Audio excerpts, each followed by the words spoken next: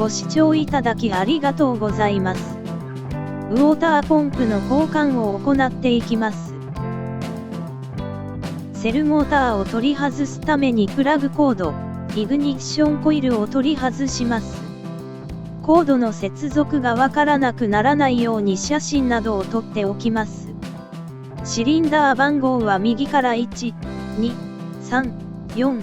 接続方法はイグニッションコイルの上から4、1、2、3の順番です。